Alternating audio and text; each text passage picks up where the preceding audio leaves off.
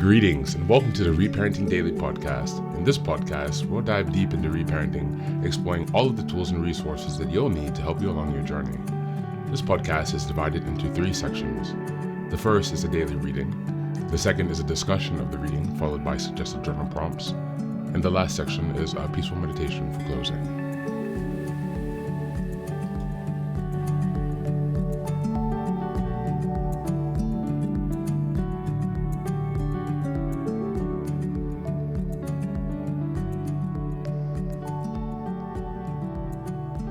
Good morning, good afternoon, and good evening from whenever and wherever you're joining us. I'm so glad you've joined us today on this journey of self-expansion and growth. If this is your first time here, welcome.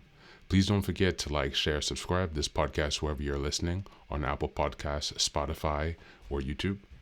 Your help here really makes a huge difference in allowing us to spread the word and build a more supportive community as we continue with our self-reparenting. Now, before we get started, I have some quick updates for you. First, I'd like to introduce our Patreon community. Here, for a small monthly fee, you can join us for 3 weekly meetings for additional support with your reparenting journey. On Sundays, we have a meditation group. On Tuesdays, we have a book club discussion. And on Thursdays, we have open topic conversations. You can find out more details about this if you go to the Reparenting Daily website and check out on the community tab. In addition to that, we also have a WhatsApp group to foster more daily connection and support for whenever you need it.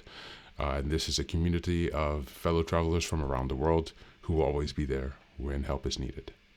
It's just one of the many ways that we're building our network of resources that are really going to help support your reparenting journey. For the next update, I'm very excited to announce that I've just released some first books. The first is probably the most important, and it's called the Reparenting Daily Journal. Now, this journal is a daily guide for 365 days of the year. We'll be starting in 2025, and basically each month corresponds to a theme in reparenting, and each week of each month corresponds to a sub-theme of the monthly theme. Now, from the beginning of the year, 2025, each daily episode will correspond with the themes in the daily workbooks. And so you can use this as a guide to work through your reparenting journey to stay focused, ensuring that you cover all of the most critical areas within a year's time. And again, this will be aligning up with the podcast, so you can use both of these to make a more engaging and interactive experience. This is ensuring that you really book progress on your reparenting journey. The next set of books I've written is called Fairy Tales for Reparenting. This is a collection of 3 books that contain short stories or fairy tales inspired from Jungian analysis, mythology, philosophy, and psychology that really is targeted to helping you connect to your inner child. And so these stories are very short. They're not very long. They're written in a very simple manner so that it's not too taxing on you, so you can more easily connect with the joy and fun of your inner child.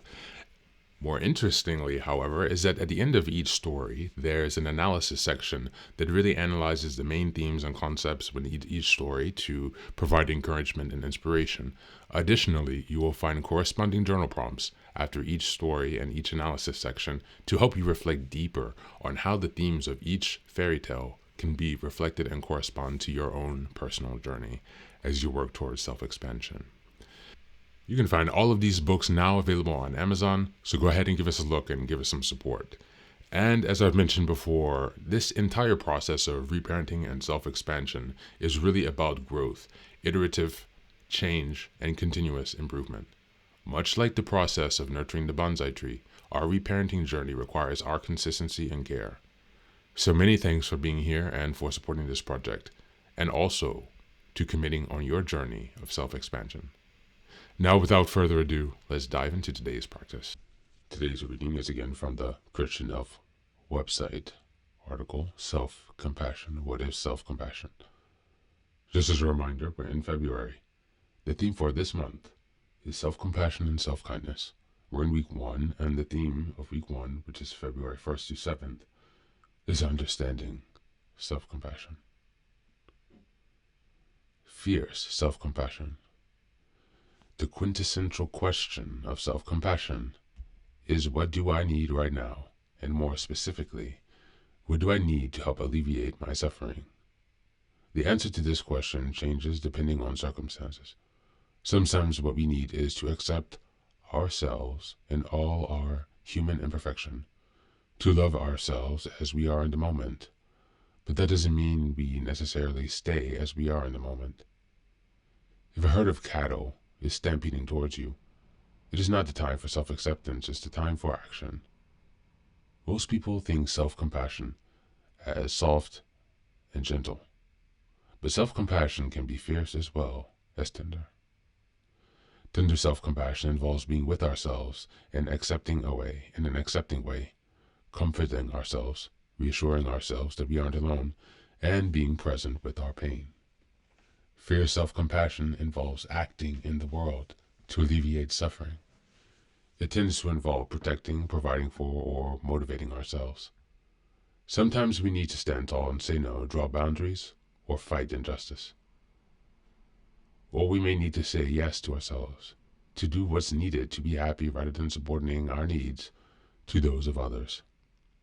And if we're stuck in a bad situation or habits that are harmful, it means doing something different. Not because we're unacceptable as we are, but because we care. It's tender self-compassion.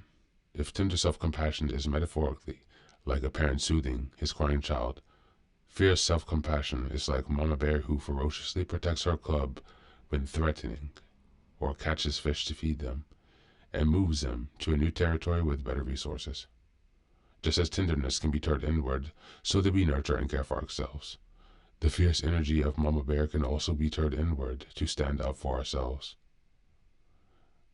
What's essential is that, like yin and yang, these two faces of self-compassion are balanced and integrated so that we can become whole.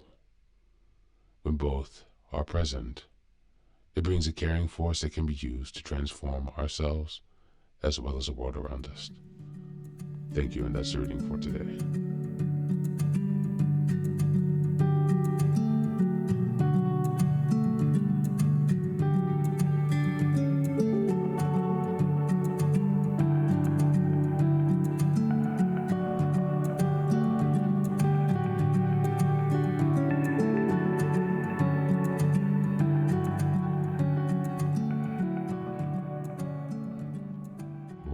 Welcome back. This reading expands the understanding of self-compassion by introducing two essential aspects, tender as well as fierce self-compassion. Many people associate self-compassion with gentleness, soothing, accepting, and nurturing ourselves in times of pain. However, this reading challenges this misconception that self-compassion is passive or indulgent. True self-compassion also has a fierce side, which calls us to take action, protect ourselves, and make changes when necessary.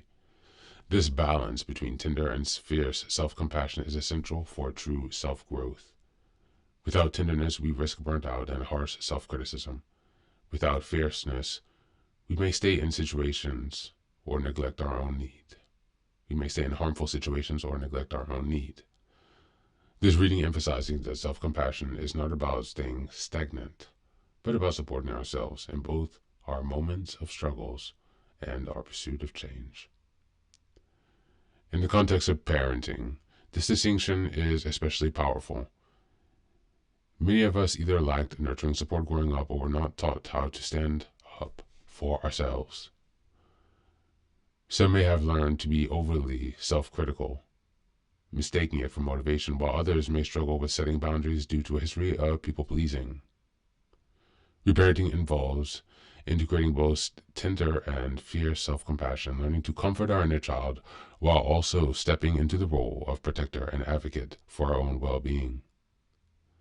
Just as a healthy parent nurtures and empowers their child, we must do the same for ourselves, creating a balanced and whole self that can both accept and act in ways that support our highest good. As we move on to the journal prompt today, number 1, what areas of your life do you need more tender self-compassion? Where do you need to be more fierce in advocating for yourself? Number 2, reflect on a time when you stood up for yourself or took action to protect your well-being. How did it feel? And how can you bring more of that fierce self-compassion into your life? And number 3, if you were your own loving caregiver, how would you balance comforting yourself and motivating yourself for growth? Write about how you can embody both sides of self-compassion in your daily life. Thanks for being here. That's it today. As always, take care of yourself and do be well.